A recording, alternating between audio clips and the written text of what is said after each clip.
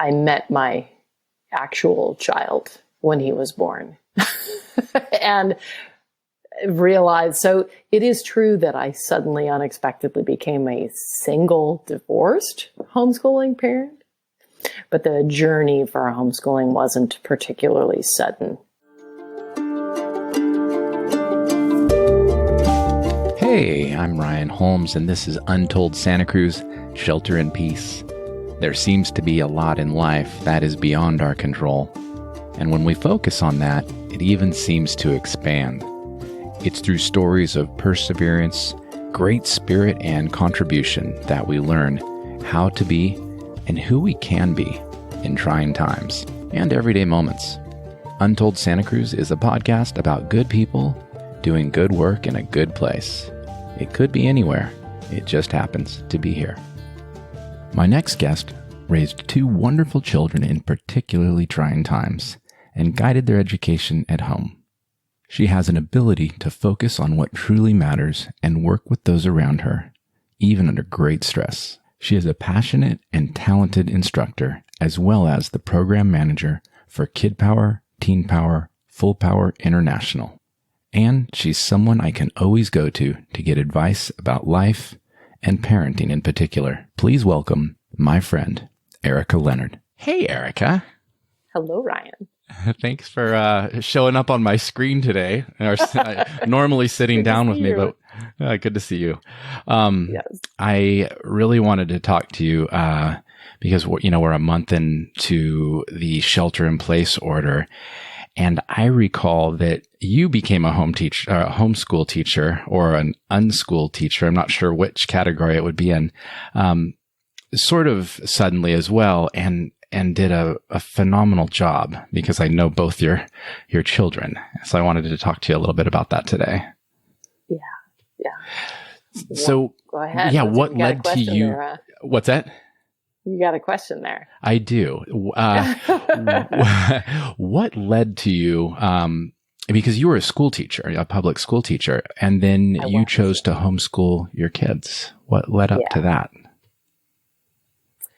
I met my actual child when he was born and realized, so it is true that I suddenly unexpectedly became a single divorced homeschooling parent. Right. But the journey for homeschooling wasn't particularly sudden. When my child was born, I was planning to take just 1 year off of teaching. I was a sixth grade teacher, middle school teacher, and it was a single subject class. So it was kind of like an elementary sixth grade, even though it was at a middle school campus. So I loved my work, and I was going to take 1 year off while I had my first child. And of course, my kids were going to be public school kids all the way. Yes. There was no question about that. That was the plan. And then, yes, it's funny what we know. Yeah, now I understand more that phrase when people say the older they get, the less they feel like they know.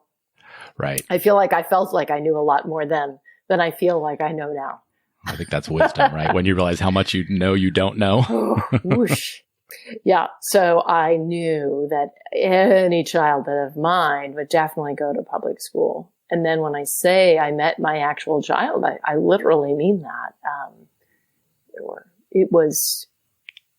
He was probably 3 months old when it really dawned on me that he was different, that he was really uniquely different in a wonderful way, a very calm way, and that he wouldn't. I began to get the inkling that maybe this wouldn't be a child that would be good for the public school system. It's funny to say that about somebody being 3 months old, but there were just, everybody could tell their baby stories forever. I won't bore you with them all here. Let's just trust that I saw these things and went, where does this go? And the older he got, the deeper that feeling became. And it wasn't that I wanted to protect him. Well, it wasn't exactly that I wanted to protect him from the school system. I didn't think that the school system would be trying to cause any harm. So Right. I believe the school system does a lot of good, and I am a big supporter of public education and access to it.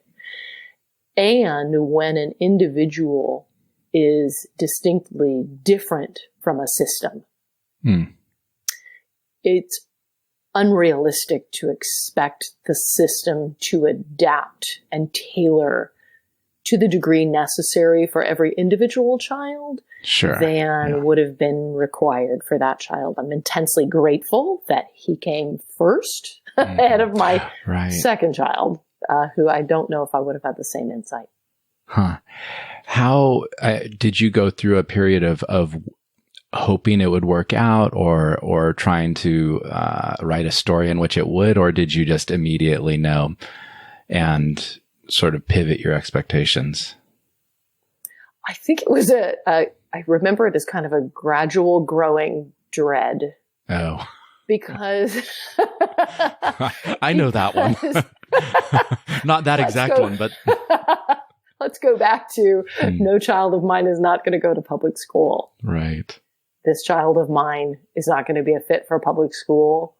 Public school will not intend to cause harm, and I believe my child might accidentally experience harm. Right. Therefore, like, did you see it as a logic problem? Yeah. Like, what that leads to is, Erika, you're going to have to give up something here, and it may be a cherished belief. I don't know how you are, Brian, but when my cherished beliefs get pressured, I get a little tantrumy. Yeah, absolutely. And the only time I get more tantrumy is when I try to hold on to them for longer and realize later in the game that they're still not working. Yes. So it was more of a growing sense of dread, in the sense that, when a child is so young, you still feel like, well, my 1 year, my marriage didn't work out, Ryan, and there's not a lot that we have in common. Okay. My children's father and I. Yeah. However, I'll be eternally grateful forever. We made a plan, which was I would take 1 year off. We had resources, certainly more than a lot of folks, but we were down to the wire, right? There wasn't any extra money. And our agreement was I would take 1 year off. And so that growing sense of dread was first growing through, how am I going to make this work and send this kid into, and I realized the privilege there in even having the choice at all. Sure. Right. So I want to acknowledge the place that I was standing, that it would have been a really hard choice, but the choice was a choice. And that puts me in a spot, of incredible privilege. But it wasn't the agreement with the child's other parent, right? The child's other parent was in agreement that after a while we would have two incomes and that we would, make ends meet that way. And what I'm eternally grateful is one evening when that oldest child was about 1, so I would be going back in about 3 or 4 months, I said in the dark, you know what? I can't see how this is going to work. And you knew at that age. That's amazing. I did. Well, that was for even just kind of going into the full-time childcare part, which I saw not so much as an age thing, just more this person, right? This person, like how does this work with this child? This is, and in the dark, Dad said, I agree. Wow. And for all the things that we didn't have in common and for all the things we couldn't work out, his giving at that point, which wasn't a fight. It wasn't, I don't know if he ever changed his opinion. It was just, I agree. And that was not we as a team paid a financial price for that. Like that impacted him. That decision impacted him. And I'm eternally grateful because it opened the door to what became a really important pathway for that child. Yeah. Yeah. And, so I asked you that because we're all here without a choice, homeschooling now. And when we first laugh, I'm laughing about this situation. I got to clarify, I'm laughing because this is nothing like homeschooling. This is being forced to take care of education. Yes. Because choices that you all that preferred, and I say that as a parent of kids in their 20s now. Yeah. Choices that you all had made have now been eliminated from you. Right. We planned on having other people school our right. That's a good point. That's a really good point. It's not so what I did, but right. So there's a distinction between I'm choosing to homeschool my child and holy heck, all of a sudden my child is at home and we're going to somehow patch together what we think school should be here in this moment. So much so. And in fact, as a homeschool parent, people within a homeschooling community, it's been a while since I've really been in touch with folks in the homeschooling community, but I trust they still say the same thing. There are as many ways to homeschool as there are families, right? There's not like ways A, B, and C. There's kind of categories. And then within those categories, there's similarities, but then every single family is different. And so for myself, the element of choice is so central from my perspective and how somebody learns that my kids always had the choice to go to school. I was really clear about that. Now, that's not true for every homeschooling family, but it was for me because my feeling was if my kids chose, if one of them said, this, Mom, is how I want to do my education, for me, that was the whole point. I wanted them to have the agency. I wanted them to now it had to be agency within what I thought would be, safe and acceptable. Sure. What I could pull off financially and all of those things. But for them to say, I really want to go to that neighborhood school. If either of my kids ever had that feeling, to me, them walking in the front door by choice because they were running towards it. Mm-hmm. That's what I want my kids to do. Yeah. And that's kind of the opposite of what's happened to families who have lost their schools right now. Right. That's a good point. Yeah. So other than, trying to export school to home and become their teacher, it sounds like you did a lot of listening to your child and giving them a lot of choice. Is that the key? Or is there something else we should be up to here at home? I think when you and I have talked in the past, we talked a little bit about my low priorities, my low standards. Yeah. And I think it's that I set my standards and I pursue my standards. It's just that my own standards might be deemed by the general public to be particularly low. Right. And so that allowed for some choice. And so we were in a particular, I got divorced in the summer of 2001. We moved into this house, again, in an incredible privilege. It's not a fancy house, but my grandfather was a carpenter. We're white identified folks. That means he had all that white privilege of the 30s and 40s. He was able to belong to a union. I mean, there were a lot of privileges he didn't have, but there were enough that he did that he was able to get bit of land and build on it, work on it at night and still feel safe, all kinds of things that were not true for everybody. Right. And created access to me for this home that I was able to land in when I fell. Land, I like that. Kids. Yes. On your 2 feet landing. So that's where we ended up in this property that had never had a mortgage on it. Wow.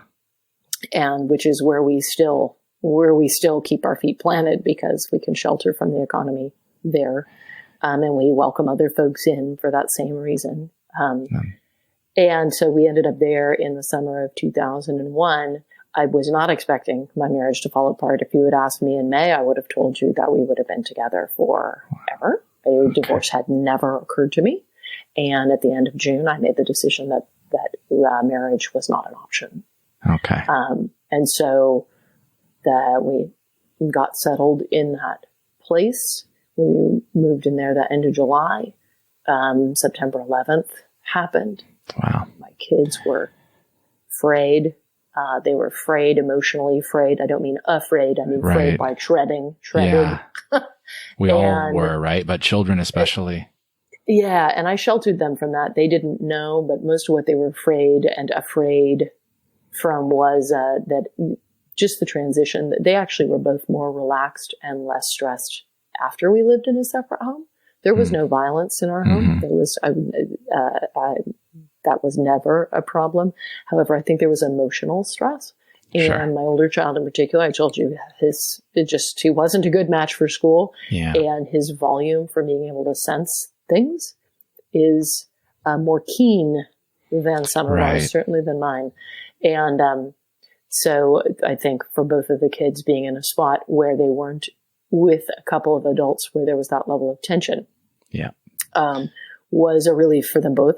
But my dad was beloved to them both, and he had been diagnosed with lung cancer that had metastasized to his brain. He had many, many brain tumors, and so he had become psychotic, and all this was happening all at the same time. And when your grandfather becomes psychotic, it's not a gradual disappearance. It's because emotionally they're not there anymore, you know, or emotionally they're unchangeable. They're changeable, excuse me. And so when you're only 4 and 6, it's a hard thing to explain brain cancer and psychosis to a 4 and 6-year-old. 4 and 6, yeah. And to deal with your own grief at the same time. Yes. And so there are bridges that we end up having to cross. You know, that was a little one of my bridges that's no better or worse or different or more amazing or hard or awful than any of the bridges you're going to have, right? They're just, some of the bridges and moments are just incredibly amazing, and you couldn't have planned how great they would be. They're better than anything you could have imagined. Yeah. And there's other moments as a parent, you end up in a spot thinking, I would have done anything not to be here. Mm-hmm. But this is the bridge I'm on. A wallop of, you had 3 of those at once, it sounds like. Yes. So the overlap was, you know, it was sort of full to overflowing. It wasn't, you know, it was more, strangely enough, Ryan, you know, at that time, there's them throughout my branches of my family. There's questionable use of alcohol. Just if you look back in the generations. Generous. You know? Yeah. Like, certainly not everybody, but you look here and you look there and like, and you know, I'd always kind of wondered, hey, is there anything genetic that I should be thinking about? It was around that time that I made a rule for myself, talk about low standards. I have rules that help me get by. And I think that's useful. Yeah. Right. The fewer decisions you have to make, I think there might be science about that. Yeah. Yeah. I made a decision right around then that, I don't drink alcohol, and I still hold this up. I don't drink alcohol if I am the only one on a property, the only adult on a property with children, and I don't drink alone. Yeah. So really that those are good rules. A lot of times. They seem like good rules, don't they? Well, yeah. And, you know, everybody has their own rules, but I like what you said, that you don't have to invest any emotional energy into assessing the situation. It's just, here's the rule. It was just the rule. And so, you know, it was a wallop of a time, but I've found over times that sometimes just making, like I said, some low standards, some basic rules, what's within my agreement with myself and what's not, you know, and so, it was a wallop of a time. I was like, ooh, this is not a good time to even be just telling myself I'm just having a glass of wine at night, because this could go. It could be a slippery slope. We got to look at this straight on. It's really miserable, because that's what I'm talking about. Like that, there was something isolating about that time, very different from this time. I mean, this is of course, an unprecedented kind of isolation. There's nothing like what I was going through then that's like what people are going through now. But nobody else was going through it. And so there was a distance from others. That's so different, right? There was not a sense of camaraderie. There was, I had no cohort, right? We had the kind of marriage dissolution that was the kind that you're like, oh, people are talking about this over the dinner table. So it was more isolating than it was camaraderie that way, you know, and the brain cancer thing and the psychosis thing. And my children were not demonstrating behavior that made people go, oh, what wonderful children she has. Okay. Yeah. I had a beloved friend at the time who told me, I lack the skill set to provide care for your children. Wow. Well, what an eloquent way to say that, though. Yes, it was. But they were not, there was nothing about it that was just beautiful, right? We were frayed at the edges. We were a bit of a mess. And in that time, were you going to ask me something? Well, I had an observation, but I want to hear where you're going with that. Okay. Yeah. I was telling myself, we're going to do this. and I sheltered them from 9/11. And every now and then I remember being at the washing machine, like pulling out some laundry and looking up, and they would be playing in the mud, kind of, you know, off in the distance as kids can be sometimes, you know, you're watching them. I'd be thinking, there's no model for this. There's no model for single homeschooling parenting in California. At least there wasn't in 2001. I don't know what this is going to look like. And I believed I could do it. I could see it, but it's like, what if I'm wrong? And nobody else is coming home. Right. Like this is, it felt big, but we just like, okay, we're going to do this just one day at a time. I can see how to do it, but since I haven't seen anybody else do it, it's kind of in my head, and I believe it will work, but I don't know that it will work. I think it will work. And we're just going to go on that. And it was good. It was good. The kids were better there than they were before. And still, really my older child really just was really showing signs of distress, but I didn't really necessarily recognize as that. And one day I found him curled up in the fetal position in the tomato bushes and kind of non-responsive, just crying. And I sat down and scooped him up and we just sat there. I mean, he wasn't talking and that was when low standards came into place. It was just, there were no more illusions to be held up anymore. It's like, what, I think you and I have talked about before about all the lines parents have about like, kind of what is their, at least they will. Line.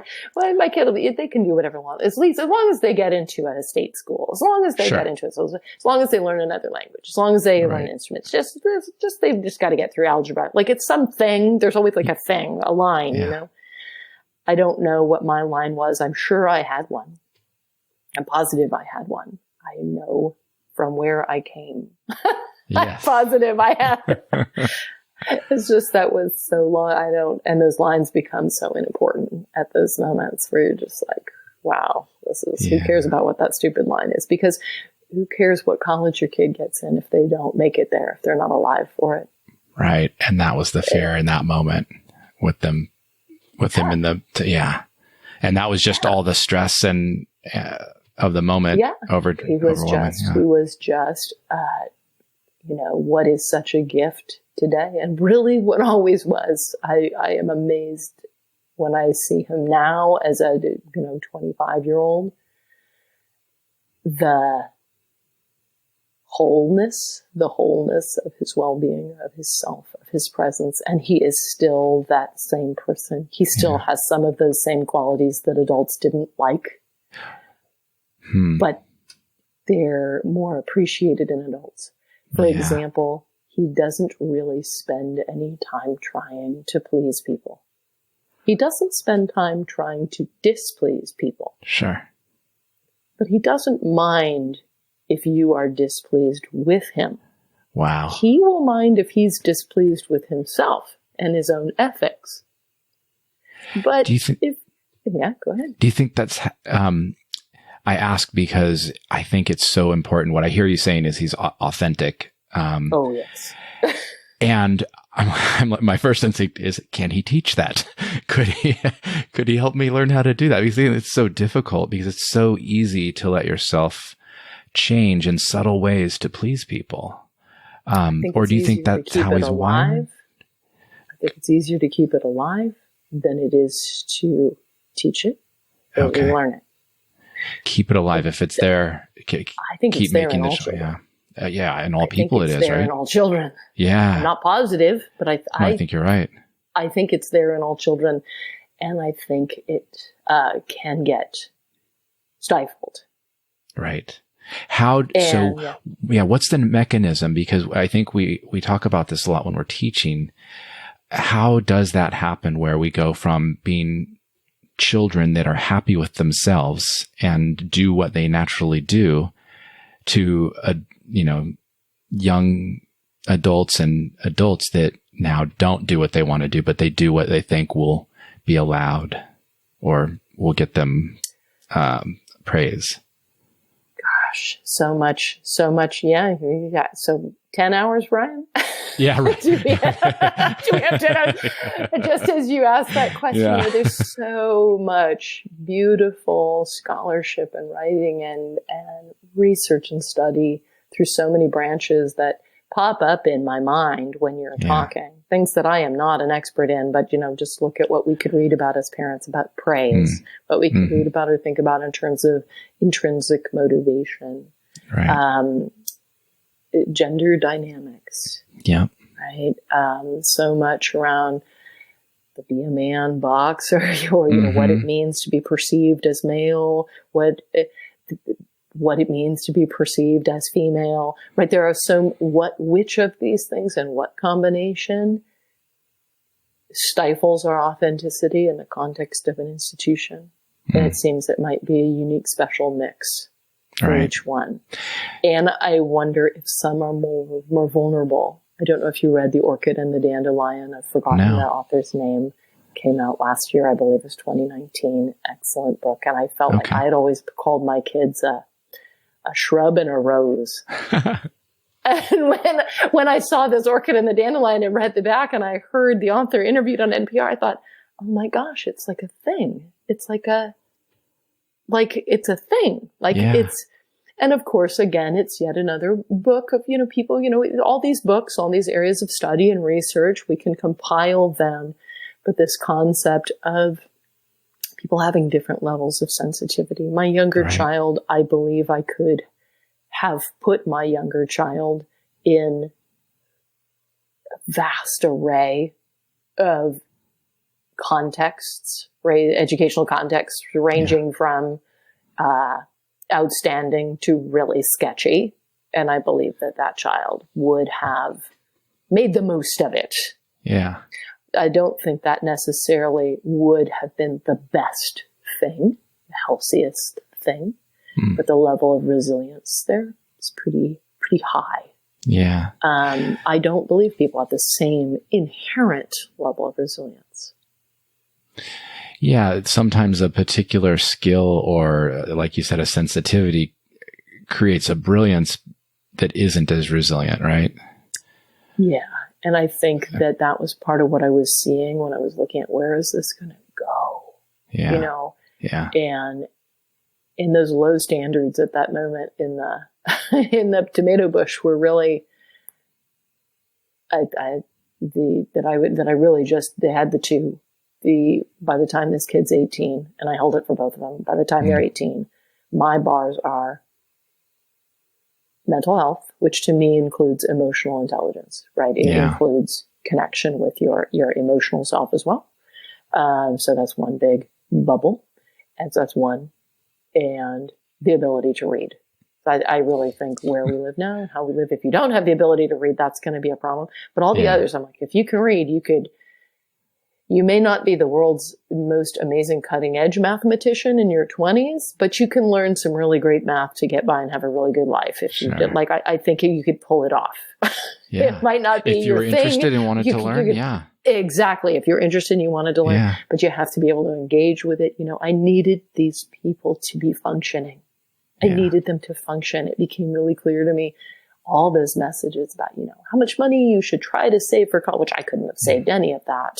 I had more resources again than so many, but even then, the amount that it costs to go to college is just absurd, Mm-hmm. But again, you're looking at this, and what does it matter? What does it matter if I save this money? Yeah, and your child isn't well, or they're not well. They can't function in a classroom. They don't even get there. They don't live for it. They don't. So I spend it other ways. Therapy. I spent cash, whatever cash I had for therapy, which I was really grateful to do. But I think that also helped him filter the pressures and really hold on to that authenticity. Yeah. That's great. You gave him the tools to deal with how life interacted with his difference or, his sensitivity, and gave him the skill to then interact with what he was interpreting. And I think that when you say give him the tools, I think that's true. I think he learned a lot from me. Yes. Because I think every child learns a huge amount from the adults that they're stuck with. Right. Right. For better and for worse. Yeah. Right. I'm sure he's learned. We could probably ask him, what are some things you aren't ever going to do that your mom did? And he'll be like, well, let me tell you. And he'd be able to tell you some things that he learned from me that he really appreciated. And I I feel like a big piece of the tools that he learned from me involved, and it's something that I think about now as I reflect on folks sheltering in place, a big piece involved me being a shield of all the shoulds being thrown at our family in whatever way. My body takes those blows. My body takes those blows. While this fragile being, and he definitely was fragile, but I'm thinking what would be tough enough in a child of mine that I didn't want to play that role. I want them to have those years, right? So he was particularly fragile enough that I noticed that I needed to do it, that I needed to protect him, however you want to look at it, psychically or spiritually, or, his sense of self or whatever. Him, that spot, that's him. From the high bars that others had, the shoulds. The world did not like my older child particularly well. Which is interesting because he's such a good person. But his way of responding to stress, I think children can often respond to stress in ways that adults find repulsive in the sense of causing repelling, Not repulsive like disgusting, but as in pulling back. And adults, when they're uncomfortable, often are not their best selves either. I mean, it would be a kind of a toxic dynamic. So sometimes it was you should, but it was kind of a constant message from so many angles of you just are weird the way you are. You just should be different. You should like different things. You should laugh different ways. You should joke different ways. You should be different ways. You should think different things. You should talk it just felt like everything. Just felt like, and he had a sibling who was different in the world. He had a sibling who, for some reason, that child's way of being was very pleasing to adults. And the adults, the messages just didn't come through the same way.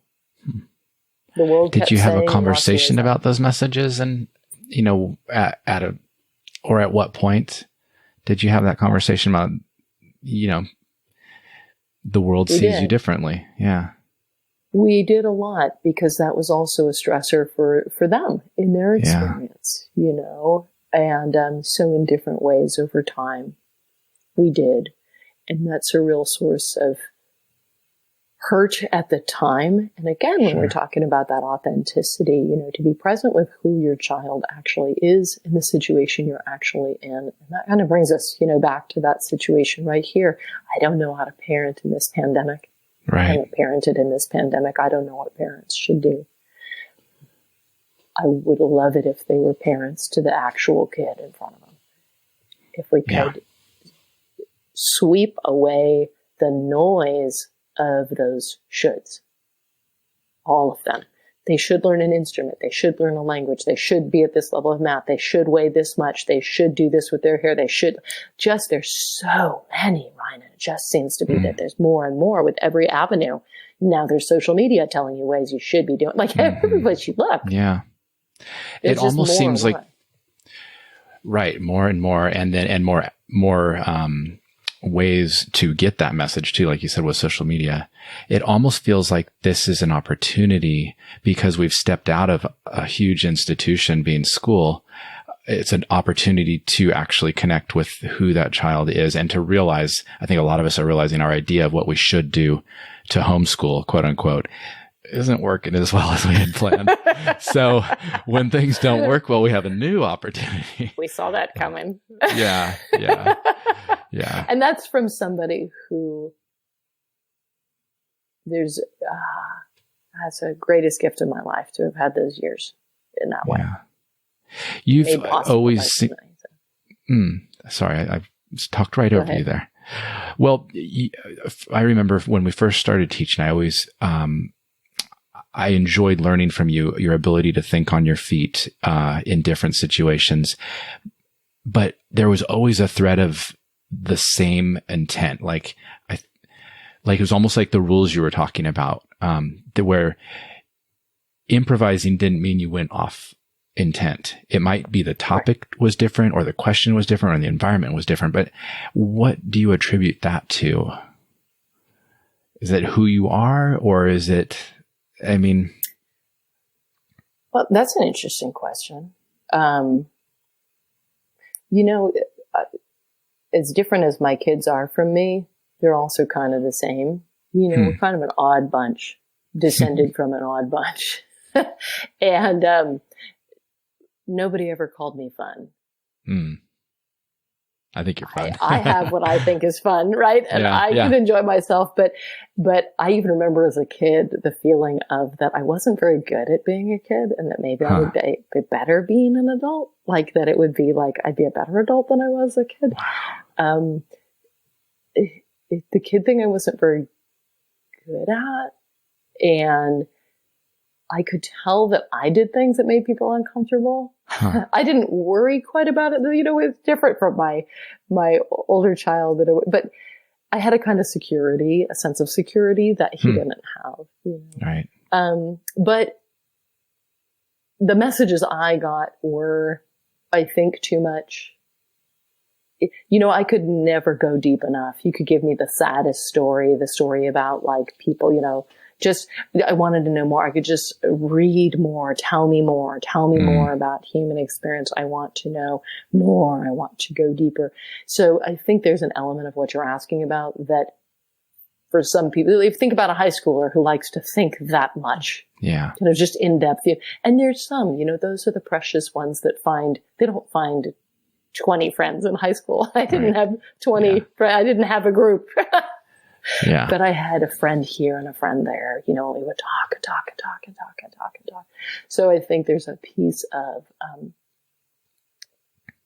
developing clarity for yourself, having time for yourself to develop a sense of direction, to develop your own sense of values. And by that, I don't mean, you know, values. These are our values. Remember to live by them. But really asking those questions, you know, what is it that I value? What am I doing? Where am I going? What is my intention in raising this person? And in seeing them so is struggling and feeling so much pain, you know, that's not what a parent ever wants, right? When you have children, you envision this like, oh, they're going to, you know, and then you look at them and you're like, wow, look at them suffer. Look at them, look at me be so intensely humanly flawed at leading them. Yes. Wow. Regretful parenting moments. And so it's a question of just the eyes on that horizon. Where are we going? What is my intention here? And my intention was emotional intelligence and the ability to read. Mental health, emotional intelligence, and ability to read. And that's okay if there's macaroni on the table and mud on curtains, or if there are no curtains, or if there's, you know, chickens in the house. We did for a little bit have the chicken in the house. Nice. Everybody has their thing where you're like, this thing that's happening now is not really what we ever planned on, nor would I necessarily recommend it. But like with these moments, I'm sure you've had those moments. You don't need to divulge them here.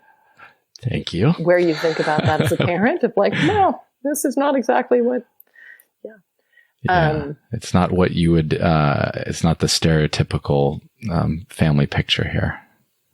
No. Or house picture. Yeah. No. But I had those standards, and then I would measure by them. Right. If the goal is thriving for these people emotionally, if that's the goal, what's the decision right here? And so you kept the big long-term picture in mind, not the little picture from, you know, where our homeschooling schedule has gone off course today. It's, you know, it's raising an adult in the future. And I think there was a piece of the isolation too, and I almost wonder if that part turned out to be a lot easier for me than folks right now, because there is a shared experience of us all. You know, now, I mean, my partner and I, we're sheltering in place here, and both of us, our children are over 20. Yeah. And we look at each other now and then like, wow, imagine what this experience would be like with a 4-year-old or 5-year-old. You know, look at us sit and relax. Like it's hard. What people are going through right now is really, really, really hard. And there are a lot of things about human experience that are really hard. I've chosen to pull off the shelf for this time to keep my alignment lined up. Just pick up the Diary of Anne Frank if you're really sure if you're doing okay. Right? Like, there's isolation and there's isolation. Right. So, you know, this, and I'm not, I don't even have little kids in the house. You know, humans have struggled through a lot. And some humans haven't made it. Let's go with Anne Frank there, right? Some haven't, and a lot have. But this is hard, but it's not harder than we can do if we reach out to each other, stay in touch, get help, communicate. You know, there's a lot of things that we can do. It is unpleasant, and many are experiencing emergencies that deserve help, a lot of help. And for all of us who are on more solid ground to recognize those inequities. But I had the freedom of no longer being able to compare myself to peers. Now, that you can see that as a horrible thing, right? I ended up with no cohort. There really just aren't single homeschooling parents. At least there weren't in the early 2000s, like I said. And you didn't have social media to find a group or connect online. No. I mean, no. And maybe so there I was didn't a go to the chat PTA board because we didn't go to this. Like there wasn't a thing. And homeschooling groups, all the homeschooling parents, they were all married, which is fine. It's just that it wasn't like I had a group, and there's something really isolating about that. But there's also something really freeing. And I really did experience probably both, and then found that the taste of freedom was so amazing. I don't know what it feels like as a dad, and I don't know if this is changing. When my kids were younger, there used to be people would talk about how dads would go to the park and people would do things like, oh my gosh, how amazing that you're out with your child. And does that kind of thing still happen? Oh, a little. I think that I always feel like I'm really glad to be a dad in this era. My dad didn't know what he missed out on. And because he didn't know, I don't have any judgment about it at all. But I also think, God, what a tragedy it would be to have those different expectations about what being a father was and could be from that era. So it seems a little 50-50. Some people still say stuff like that, and some people, it's just completely normal. Yeah. Well, I had the perspective that from where I was when my kids were like 4, 5, 6, 7, the way I looked at it, I was like, odds are, no matter what decisions I make, I'm the mother. And in this case, that was from a sort of a heteronormative perspective, right? This was the early, still had a lot of learning to be done there. But, I'm the mother, we got the mother and the father, and I'm the mother, and the mother gets blamed for a lot, like no matter how this turns out, right? And so I was somebody who always liked to do everything right. I wanted to meet every bar. I did meet every bar. Oh my goodness. If we could go over all the bars that I scaled from 5, 6, 7, 8, 9, 10, 11, all that. I just did everything right. And still I did everything right, and my life fell apart. That's not the way the story is supposed to go. And I would see people that did all these things wrong and things would work out for them. And then, when you start to study those, you're like, then look at me, judgy self, going, you did all the wrong things, but you have joy. Why is that? Once again, shall we come face to face with the cherished beliefs here? So no matter, it occurred to me that from where I was standing, no matter what decisions I made as a parent, I didn't seem to have a cohort. I didn't seem to have a group. And like I said, that was sort of nausea inducing at first. But then it was like, wow, like there's no roadmap. There's nobody and no matter what I do here, I'll probably get blamed for it. Yeah. Like no matter how this turns out. So if that's the outcome anyway, how about I do what I think is right? Like, how about I do what I think is the best thing? Cause I can't control the outcome. And I realized at that point, I want to be a good mom. I want to be like, but I need to look inside for it to be the good mom. I need to know what is my own measurement tool. And it became easier when those other voices were cleared out. It wasn't clear that they were clouding my thinking, but they were.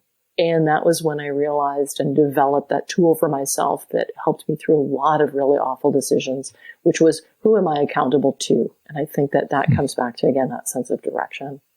And it still hasn't failed me. I don't need it anymore now. They're adults. They're fine. They're both thriving. And just again, like for all these folks in their homes right now, whatever that home is, it might be a car, it might be a hotel room, it might be like, it can be all kinds of things that you make a home in for whatever period of time. And there's so many shoulds. My kids didn't read until they were 9. I mean, they were around a lot of books. Sure.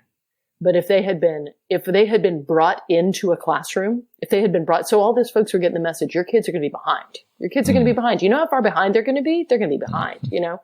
We have numbers to prove it. If we had brought my kid, if we had brought either of my kids into a first grade classroom at the beginning of what would have been first grade, oh my goodness, they would have not made any of the, like, what have you been doing with this child, right?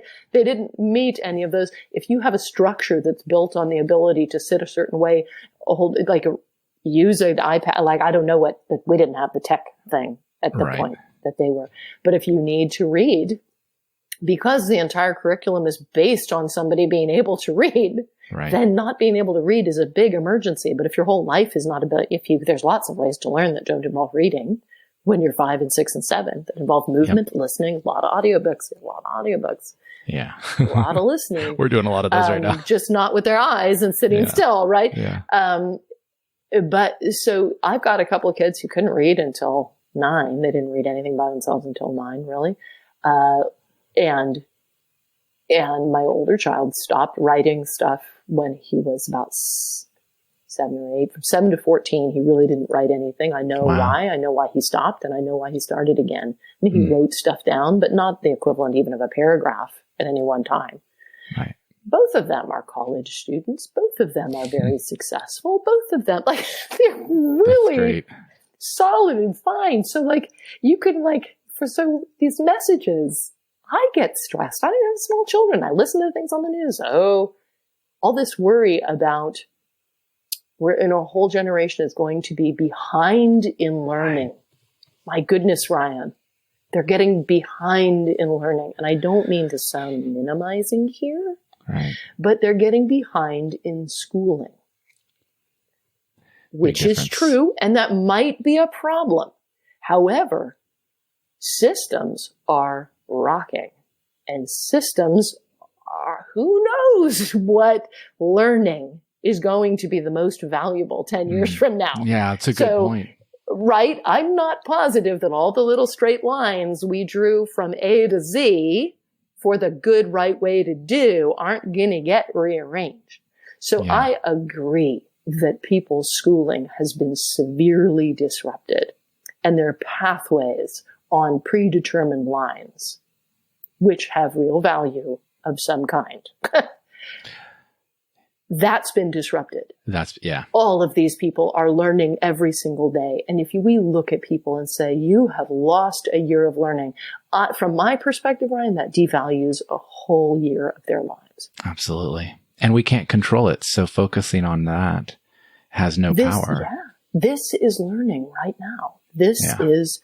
Right now, kids are learning what they think about how adults manage things, about how their kids are learning reading, they're learning games, they're learning activities, they're learning how their adults manage stress. They're learning math without realizing it's math. Math comes up in a lot of things.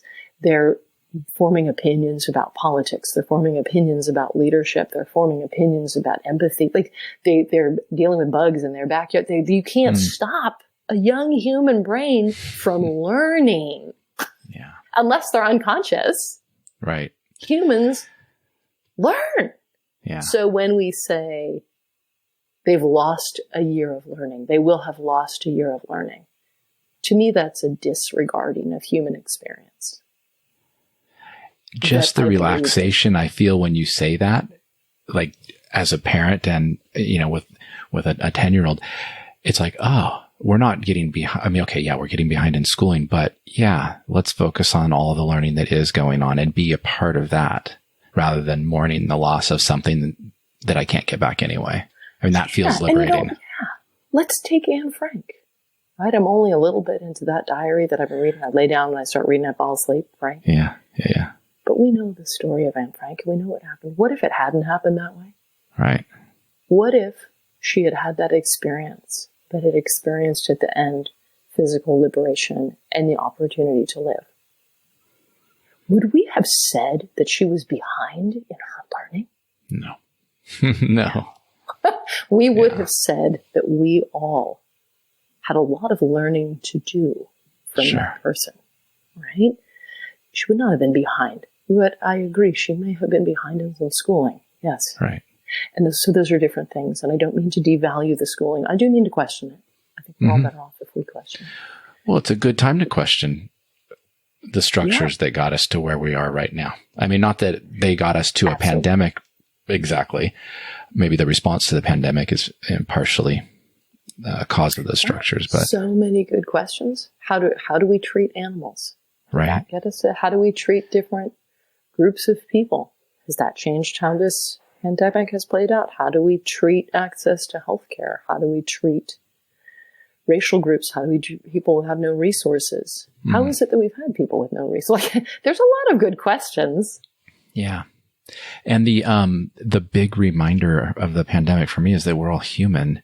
And it seems like right before it, we were Democrats or Republicans or liberals or conservatives or red states or blue states, and obviously I'm very centered on America right now, United States, but we're all human. Everybody gets this. And I don't think we're going to shame our way to more unity. So, I mean, my hope is that this is an opportunity for unity. That may be too high of a bar to be setting right now, though. Well, and I realized that I mentioned about who I was accountable to and that we're wrapping up, and I should say who I was accountable to because I said it didn't let me down. If anybody's listening to this, then I'd be like, well, who are you accountable to? Right. Right. So I think I know that. That whenever I would make a decision as a parent, and I would hope this might be a useful tool for some folks out there, that I'm accountable to that child at 35 years old. That's right. I forgot about the 35 years old part. The 35-year-old is important because I'm not accountable to that child now because they have the freedom and the right to be the age that they are and the perspective that they have and not have that be wrong. They get to full ownership. There's huge benefits about the perspective children bring to the world. And I used to say to my kids, I get to have you for a whole year at 9. And then when you're done being 9, I get you at 10. I just lost your sound. I get you the full year at 10. And then I get you at 11. They get to have their full experience. They should not have to be expected at 13 to be 35. To see things as even their own 35-year-old self will be. That's my job to have that big picture. They get to be fully in that 13-year-old experience. And it's my job to, again, be that shelter and that shield to create that. And a part of being 13 is about boundaries, is about doing your part. It is about, you don't get to just be this self-centered jerk. You still, but the 13-year-old brain is a 13-year-old brain. And I'm not going to make it a 35-year-old brain. You don't have to agree with my perspective. But that would be how I would assess, and I'd look at something and think, whatever decision I'm making now, and gosh, it could be anything. It used to be like TV. I don't know if people call it TV. I mean, I know we have physical screen TVs, time, but we call it, screen time, circumcision, screen time, wearing high heels. That came up, just these different things would come up. And these funny moments, because your family would be like, are you going to let your kid wear those heels? Right. Checking in. If we all don't do it together, then none of us have to. Oh, my goodness, yes. Wearing makeup or not wearing makeup, or just all these things, they little and big. And whenever I had to make a decision, I would just think, what if my kid is 35 years old and we're sitting and we're having coffee, however many decades from now that takes them to be 35. And they say to me from a healthy, functioning place, reflecting back, Mom, you made this decision. whatever decision that was, right? And here's how it affected me. And of course, because we've met that standard of emotional intelligence, mental health, to the extent there's aspects of mental health that are completely outside of our control. I'm talking about control and all the parts I can control. Sure. So those are the parts we did. And then my kid says, you made this choice and here's how it impacted me. And then my kid says to me at 35, explain yourself. Wow. And if you imagine that moment when you're trying to make this decision, because they're just so awful. Like there's these moments you're like, I don't want to be here. And isn't there some other grown up who's going to come make this choice for me? Right. I'm going to make a choice now that affects this human being. Am I qualified? Like I am such a mess. Like what? Somebody else come do this, but no, it's you. Yeah. And to me, that's just the best horizon, because if I look at that spot, you're functioning, you're 35. These are the ways it might impact you. It might be good, it might be bad. I don't know. I can't control that outcome. But I can assess how I'm making this decision. Can I explain how? And there's a whole bunch of reasons that fall by the wayside. Yeah. I did that because I was afraid of what everybody would say about me. It doesn't work. That's not good enough. Yeah. Yeah. That's such a good point. Yeah. Yeah. I was afraid that my family wouldn't talk to me anymore. Yeah. Actually isn't a good reason either. No. Mm-mm. There's some really awfully hard things. Yeah, there are. Yeah. Well, you didn't have to deal with social media. No. With your kids growing up.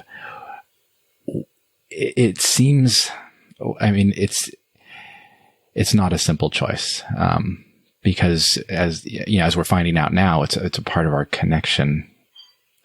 During a tough time, people are staying connected through social media and technology, but it's also got a really insidious side, and it magnifies some of these things that you're talking about, other people's opinions, kind of herd mentality. What's your take on that? Yeah. Connection with your kid, with your kid. Again, it's that authenticity and the connection. If you are shaping them, they become shaped by their relationship with you. But if you have a vision of the shape that they shall be, and so are shaping them, that's likely to cause somebody to pull away. I actually don't want you to shape me, Ryan. Right. Right? I'm happy I am shaped by my experience with you, right? Like there is a way that humans impact each other, and there's a way that parents must take responsibility for the safety and well-being of kids. There's a lot of decisions that are the parents' decision. But often the message from the parent of you should be different, you are not good enough, you are, like there's so many ways we can do that can push that relationship apart, which is, I've never worried about being my kid's friend. I'm not their friend. I did a lot of things that I thought were fun. Let's go back to that. Nobody has ever accused me of being lots of fun. But I like to relax as much as everybody, but I never considered myself my children's playmate. Yeah. Like if my kid said, play dolls with me or play trucks with me, I didn't consider it my job. Right. To play trucks with them. If I would do all kinds of things, and I wouldn't just necessarily say no, but just because my kid said, I want you to sit on the ground and play trucks with me, I didn't, we're all different, but I didn't automatically assume that meant that to be a good parent meant that I had to stop doing the drawing that I was working on to sit and I don't know. Right. I didn't see myself as your playmate or your friend. I'm your mom. For better and for worse, this is, and we've got a couple generations, we got a couple decades between us, and we have an authentic relationship that is not about either of us shaping each other, but of us being together. And in that being together, it's easier to build that trust relationship. And that trust relationship, I think social media is a place. It's a place like anywhere else. It's a place, any tool that folks create for engagement and communication, you can bet that intentional good things will happen there, intentional bad things will happen there, accidental good things will happen there, and accidental bad things will happen there, right? So you're going to have a mix of all four of those things. And the operational piece, it seems, is that social media, we don't quite know enough yet about what we're doing. Yeah. That's and I don't say that point. as a bad thing. I just mean we don't know what we're doing. Sometimes I look at the cohort of my children. Mine are 23 and 25. We don't know what the impact of this time will be or was on them. They were kind of the early years of, oh, look, here's a phone. You have a phone. Right. Look, neat. Look, video games. I was kind of late coming to figure out that my kid was playing multiplayer video games. Okay. Because it wasn't like a thing. And then it became a thing. Turned out, I mean, you and I have this connection through Kidpower. My Kidpower skills, our life was, there isn't a part of my life that is separate from Kidpower principles. Yeah. So, and it turns out Kidpower principles translate pretty well online. Like they're just the same thing. You just say, my kid took his skills there. I didn't know he was going there.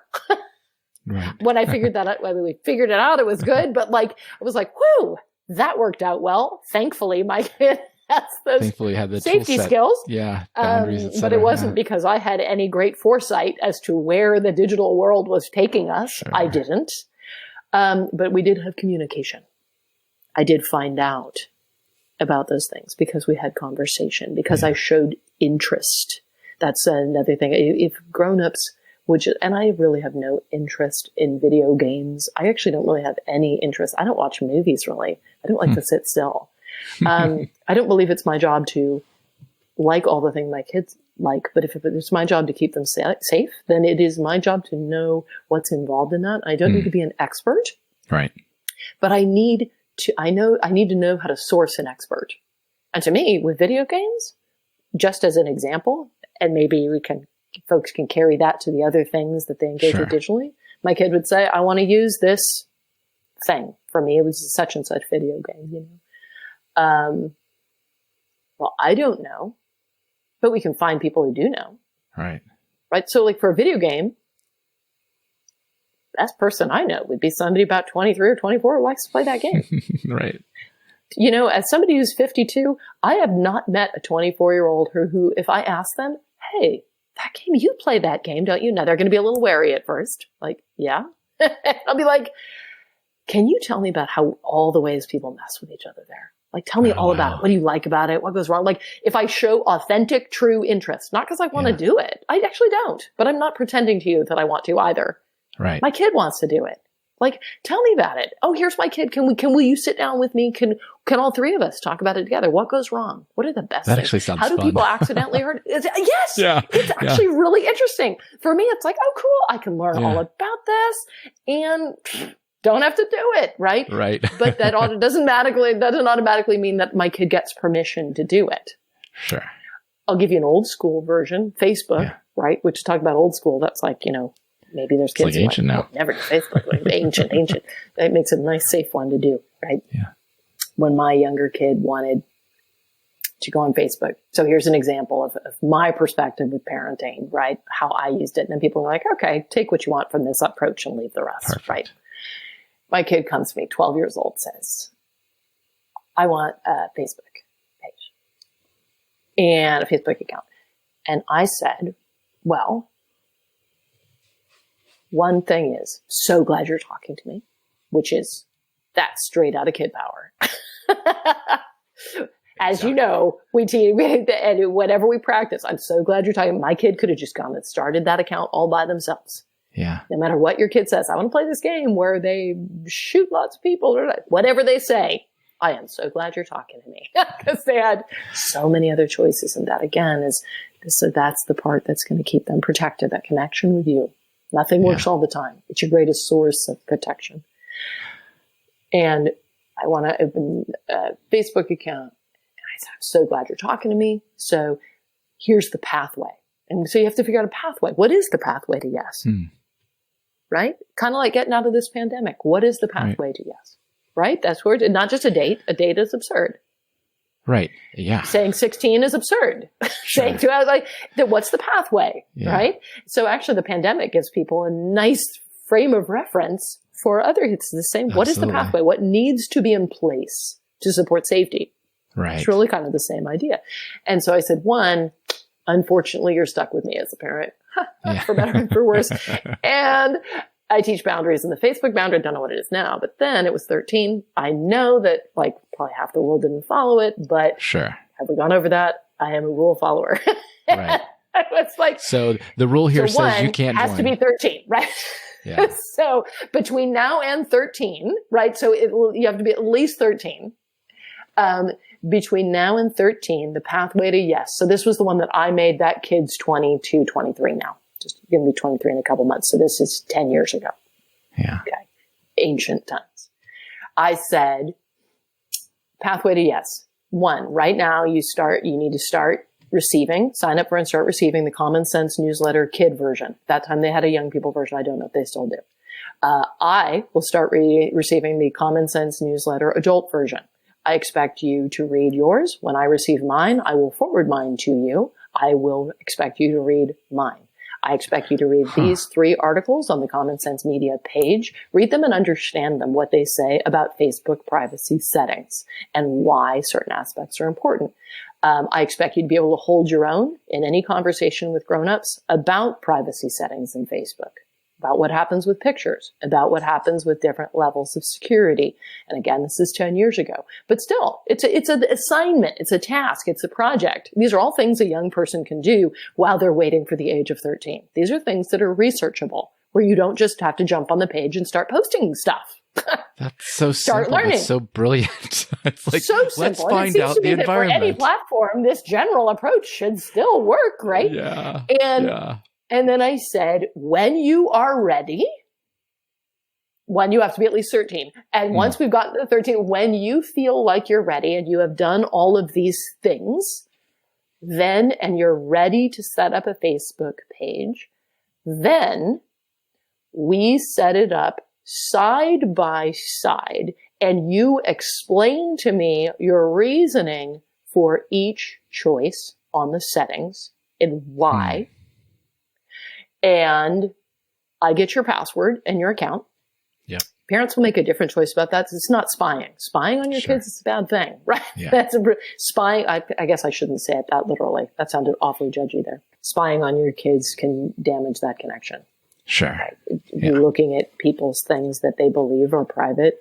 Again, I'm going to look at 35-year-old assess. We could probably create a story here where a parent might have ended up in a spot where they're going to say, yeah, I heard that flippant comment by that person, but here's right.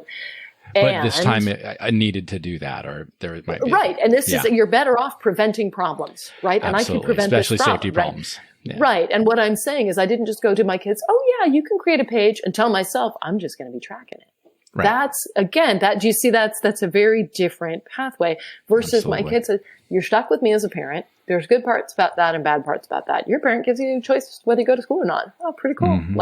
It's like, you know, you don't get it all. You know, there's other things that other kids can do that you can't. And that's how it is. And so 1, you got to be 13. And 2, you can have, we can go through this pathway. And if the answer is yes, I get the password. I get to log in as you anytime. That's not a secret. If you don't like that idea, then let's not do it. Right. Now, I understand that my child could now go around and open a different account, right? A secret account, Ryan, and saying that. Yeah. And that's why I'm going to acknowledge that in the conversation. My goal is not, I'm going to prevent you. You see that this approach, my kid is seeing, I've got a shared vision for you. Right. I want the vision you want, which is to use all of these resources for joy and health and connection. Right. It's almost like you want to say yes if the necessary components are there: emotional intelligence, an ability to understand the possibilities and parameters of the platform, privacy law, all that stuff. And then I can imagine that probably maybe didn't happen at 13, or maybe it did, but it wouldn't for every child. But I think they could see the intent, right? That mom's intent was not, I don't want you to do that. Just like there was an intent there. Here is why I'm concerned. There's great stuff here and the risk is high. Yeah. Right. And so that was my agreement with my kids. Now I'm saying that understanding that if they go around, that they had that choice. However, it's in a context of greater relationship. There are so many things your kids can sneak out and do without telling you. Yeah. My goal was to raise my kids with that accountability to 35, accountability to mental health, which includes that emotional intelligence. That means healthy, positive communication with me. Yeah. Right. And so my best shot is that they look at me as somebody that they could turn to when they've screwed everything up. Yeah. If they can look at me like that person, they're going to have less motivation to go create a secret account. Yeah. Because there's kind of less on the line, right? They're not going to be so worried. So it worked for us. Now, what happened, we sat down, went through, kids going, want it this way, and Mom, you should definitely know this, you should definitely know. And of course, as I'm listening, I'm thinking, excellent, right? This is the level of attentiveness. Those privacy settings, Ryan, were so tight. They were, you want it this way, Mom, because of this and this. Like really the level of care and thought was so solid. And really that connection and conversation just continued. Right. It was, and I like the idea of my kids, even long after I've passed, using future social media that I can't even begin to imagine. I actually like the idea of when my kids do something on social media, having a piece of them saying, what if my mom reads this? Right. Yeah. Because really, if that, I can understand you might not really want that. A little like, ooh, that's fine. But if you thought, what if my mom reads this? And you thought that is so awful. Right. Like, I'm going to die, or I'm going to lose a night's sleep. Then really, should you be giving it a digital footprint? Yeah. Like, really think about it. Even though I'm not here anymore, I'm not looking at your account, but it's a good question to embed. So that was the pathway that I used. And if I had a young person in my care, I would probably use the same general approach. If I end up parenting in a grandparent position, I'll probably do the same thing. I don't know, and I'm not going to pretend that I know. It seems like a timeless approach. I keep hearing connection and authenticity and respect. Like I hear respect all through that conversation. But I think those are parental respect with the well-functioning adult in mind. Yeah, exactly. Yeah. Yeah. And so it seems to me that would serve me again, even if I ended up unexpectedly parenting again. Show me the thing. One, I've got to show interest. That doesn't mean I have to like the thing myself. It means that I am interested deeply in this human being. And this thing is drawing my child's interest. This thing is bringing my child alive. This thing is something my child wants to run towards. Do I want them to run around me, run away from me, or to look at me and say, show me how I can engage with this? Mm-hmm. Right? And if there's a process, I can remember I was reading Dragon Tattoo, Girl with the Dragon Tattoo. Okay. And my younger child was 12 or 13 at the time. And I was so into that series. Like some people got really into it, and I got really into it. I think I was standing in the middle of the kitchen reading it. Like I couldn't put it down. And he said to me, something along the lines of, everybody's reading that and, maybe I want to read that. And, that's the thing, Ryan, with books, they're just laying all around. Yeah. Like the world is right there. No parental controls. Like, I can take my, and So, it's like what we say in Kidpower, tell kids the truth, but that doesn't mean it needs to be the whole truth. Right. Think about who they are and what information is relevant. You don't have to tell them everything. They're not asking you for everything that's true. That's too much stuff. But can you say something that is true? And I was reading this book that was just that. And that's what you want. Your kid excited about a book. And I think lots of 13-year-olds have probably read it, but I don't know if you've read it. I haven't. I was concerned. Yeah. And I looked at it and I looked at my kid and I said, I am so glad. Notice the theme. Yes. I am so glad. I'm so glad you're interested in reading it. I'm so glad you've noticed everybody is reading it. I'm so and I love it that that's exciting and engaging to you. And now keep in mind, this is me parenting my kid, everybody again, if we just use it as a model. I looked at him and said, the thing about this series is there's a lot of sex in it, which isn't really the part that I'm thinking of here.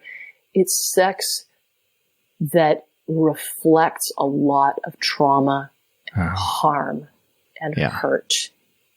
And if you read this book and this series and have in your mind the descriptions here as the first introduction to writing about sex, I am concerned about the picture in your mind about what's possible in sex for the future of your own life. It's not what I would want for you. Yeah. That's a really good point. Not a lot of kids who would argue with that. Like, it's not. I can't. But it's like, and you they don't have to say anything back, right? And like, it's not like I expected agreement. I'm just like, here's my concern. This is some pretty unhappy sex in here. Yeah. And you're 12 or 13 and you deserve healthy, happy, positive pictures. And through that lens, this writing will look different. Sure. Which is the lens that I'm bringing and enjoying it from the perspective that I have now that I want you to have when you engage with this book. So those would just be, examples of putting the connection at the center. I understand that I could leave. I could have thrown that book out. I could have burned them. My kid can get a book. They can go open any social media account. They can just open under a fake name. So we already know that they can go around you. So what would it look like if we created that relationship where it wasn't about, I want to control everything. I want to do it, but we're a team. And the team, I'm the leader of this team. But as the leader of this team, success for me is success for you. Yeah. Right. That's what I want on this. Yep. So that's, you want that, then I want to help you get that. Yeah. And together it's a conversation. Yeah. Yeah. Can I ask you one last question? That's what's come up a lot for us lately. We haven't been out in the world as much, but we have come across some instances where adults are talking about what doesn't seem scary to them, I guess, but I'm thinking through the mind of my 10-year-old, it probably is. Mostly we just get away as quickly as we can in a calm way, just kind of leave. But what's your advice for that? And I mean, I guess we can also be sort of talking to adults about, like, let's remember this. There's kids around. Like, we don't need to tell them the whole truth. They know there's stuff going on. Do you get where I mean, there's adult conversations happening that I don't think necessarily need to be happening around kids. And I'm trying to keep my kid away from them without, sheltering them from everything. But I'm thinking, and when you put out this podcast, however you do, you can also put links with it. Is that right? Yeah, absolutely. Yeah. I know I'm not, there's so many resources on the Kidpower webpage, but I'm actually pretty sure there's one or two articles at least that directly hit that by Irene. That's great. Our founder, kind of right on about, I think, I'm not sure, but there's going to be ones that circle around it. So anything that I say right now would really just be consistent with that. Perfect. That's a bit of a diversion moment, right? It depends on the level of engagement.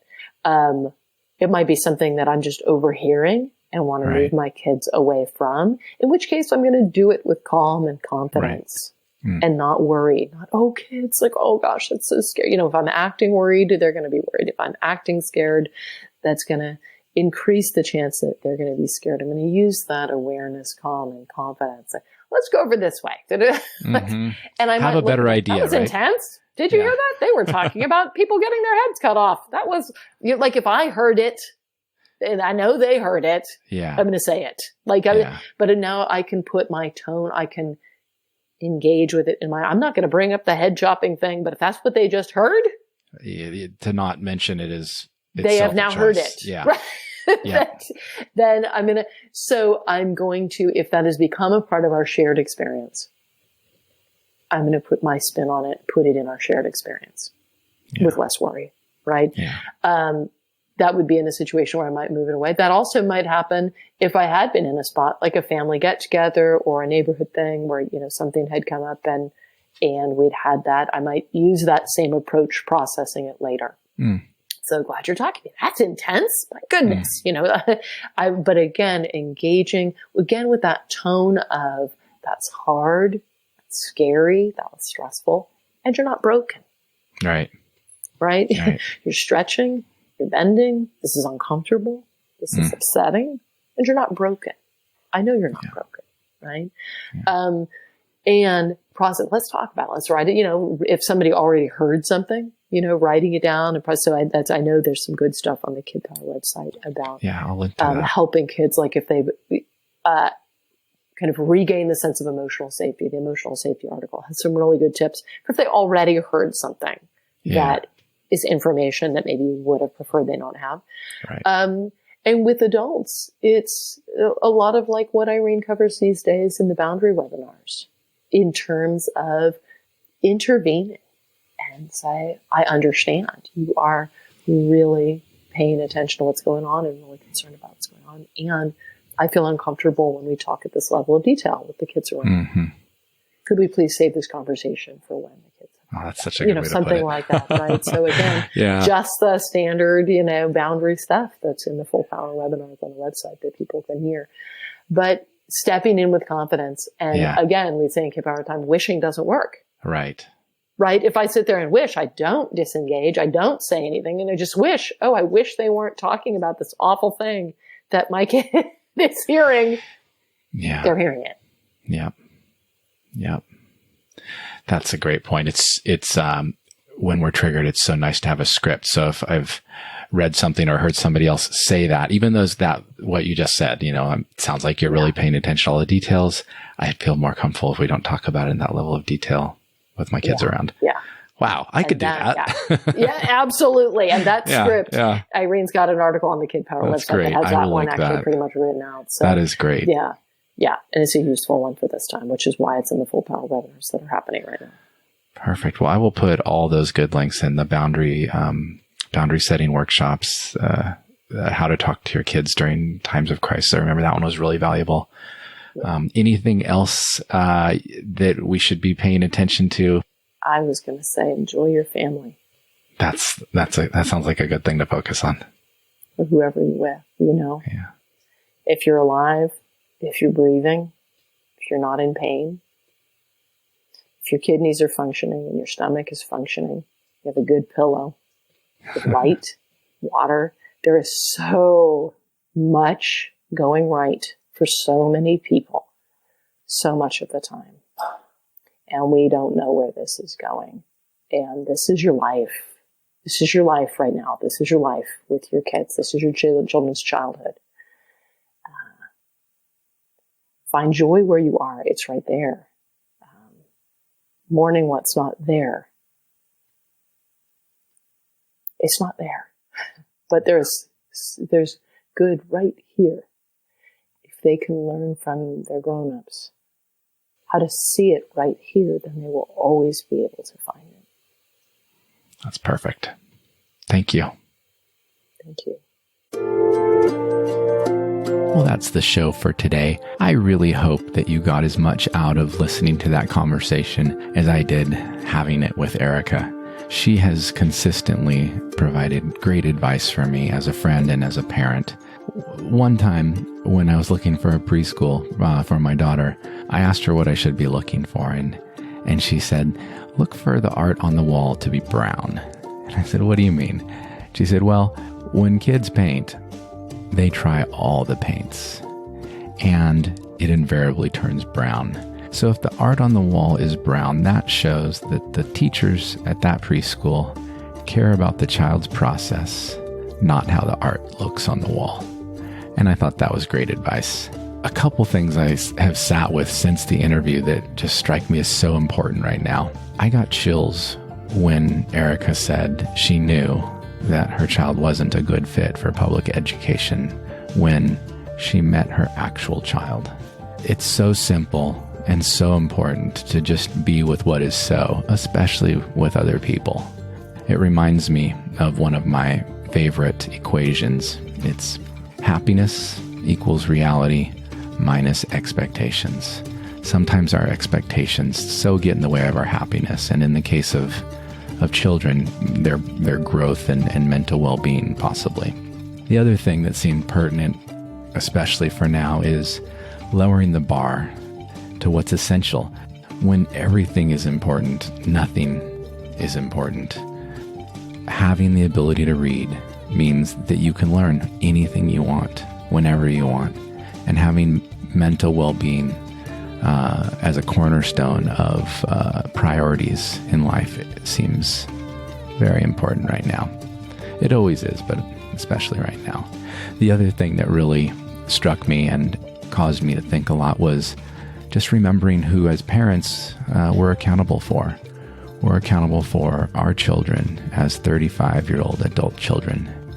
If they ask about a choice that we made as parents, it'd be great to know exactly why we made it, and that it was out of a preponderance of care and love for their well-being, not, what we think we should be doing or what the parenting book says, but just knowing that their future well-being is at the core of our beliefs and our actions. That's it. That's, there's a lot more, but those are some things I sat with. I hope you're well. And as always, if you know someone with a story that simply ought to be told, I'd love to meet them. Talk to you next time.